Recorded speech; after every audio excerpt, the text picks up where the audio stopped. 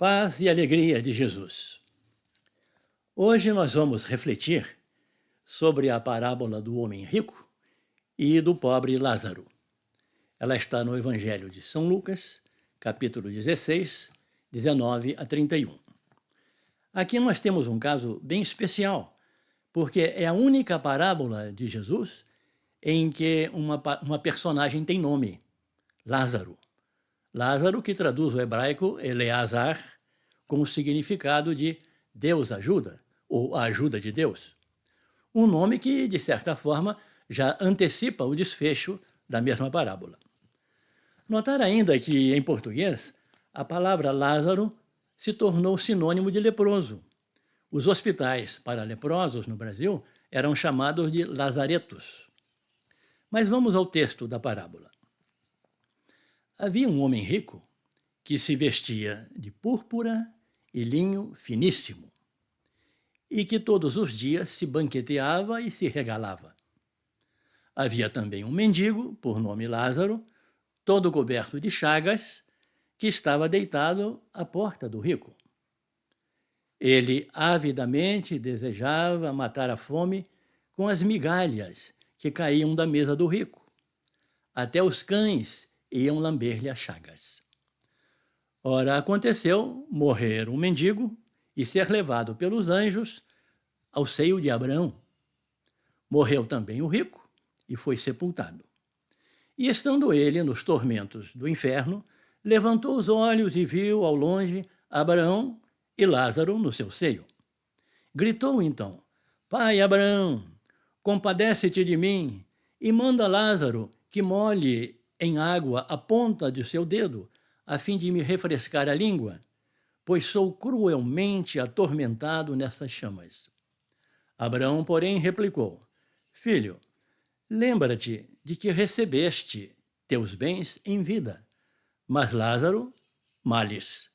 Por isso, ele agora aqui é consolado, mas tu estás em tormento.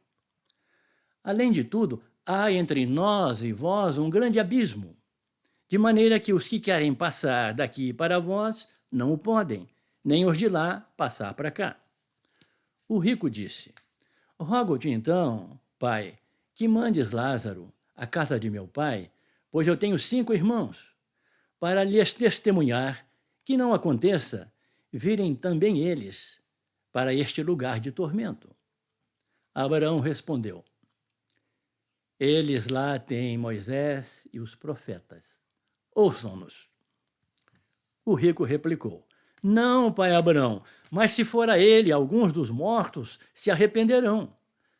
Abraão respondeu: Se não ouvirem a Moisés e aos profetas, tampouco se deixarão convencer, ainda que ressuscite algum dos mortos. É uma narrativa notável a parábola do rico indiferente, ou melhor, a parábola dos 6 irmãos, como sugere Joaquim Jeremias. Uma parábola que pode ser lida com humor ou com tremor. Notar que o ricaço se vestia de púrpura e linho finíssimo. O linho era importado do Egito, caro e fora do alcance dos pobres. Púrpura era um corante para tecidos extraído de um molusco, o múrex, um trabalho que era feito pelos fenícios na região de Tiro e Sidônia, pátria dos filisteus. Coisa fina e muito cara. Os banquetes eram diários, não apenas em dia de festa. É um exemplo de vida cercada de luxo e desperdício. E ali bem perto, na soleira da porta, o mendigo, faminto e coberto de chagas. O contraste vem acentuar a indiferença em relação aos pobres. Tamanha indiferença podia até ser justificada por um preconceito religioso da época. Se o homem estava naquele estado, devia merecer. Aquele estado miserável devia ser culpa dele mesmo, só podia ser consequência dos seus pecados. Claro, nenhuma noção sobre justiça social ou sobre fraternidade humana. Por outro lado, a riqueza também era vista como uma recompensa de Deus para o homem justo. Basta lembrar que o próprio Abraão Era um homem rico. Mas o ensinamento de Jesus bate de frente com tudo isso. Seja como for, nós temos aqui uma narrativa em dois tempos. Neste mundo, o pobre entre dores e o rico entre gozos. No outro mundo, as posições acabam invertidas. E para sempre, sem remissão. Entre os dois tempos, a morte aparece como um limiar e uma reviravolta que tudo multiplica por -1, invertendo todos os valores. Ou seja, a morte traz uma revelação. Situada no limiar entre dois mundos, o material e o espiritual, entre a história e a eternidade, a morte esclarece coisas que hoje parecem ou pareciam ignoradas. O mendigo sofredor acaba no seio de Abraão, uma imagem do que nós chamamos de céu, recompensa eterna, enquanto o rico gozador acabará atormentado no inferno, dispensa imagens. Claro que não foi simplesmente a riqueza que condenou o rico infeliz, mas a maneira egoísta como ele usou dos seus bens. Se ele tivesse atravessado a porta, se ele tivesse passado pela soleira da sua casa, não é? O rico estaria salvo. O dinheiro podia ter sido uma ponte, mas foi uma barreira. Assim, não foi a pobreza que salvou o mendigo, mas a sua paciência no sofrimento. Um pobre ambicioso e revoltado também teria problemas do outro lado. No ensinamento de Jesus, o reino de Deus pressupõe a atenção com o próximo, exige a solidariedade com as necessidades da comunidade. Então, o rico tenta um recurso paradoxal. Pede a Abraão uma espécie de mediação do próprio Lázaro para refrescar a sua sede infernal. O mesmo tipo egoísta e indiferente que antes negara migalhas de pão, agora suplica por uma gota d'água.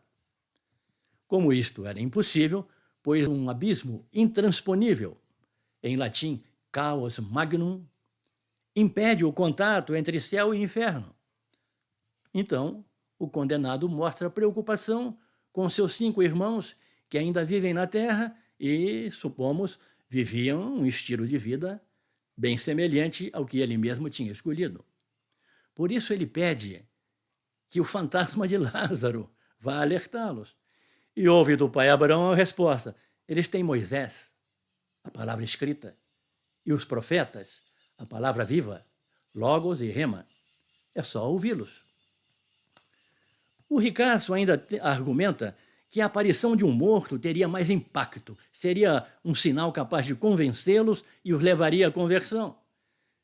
E ouve a crua resposta: quem não ouve a lei e os profetas também não iria dar ouvidos a um morto. Quantas lições! Não se vive impunemente. Há uma retribuição proporcional. Ficar surdo à lei de Deus é coisa séria, de graves consequências. E a indiferença ao pobre, esta sim, é mortal. Eu prefiro, no entanto, fixar-me numa outra lição. Importante lição. Existe outro mundo. Este mundo aqui não é o único. Aliás, este é provisório, passageiro. O outro, sim, é definitivo, ele é tecido de eternidade. E viver como se nada existisse além deste mundo é pura loucura, pura insanidade. Então, para que mundo nós estamos vivendo? A palavra de Deus é uma luz para o nosso caminho.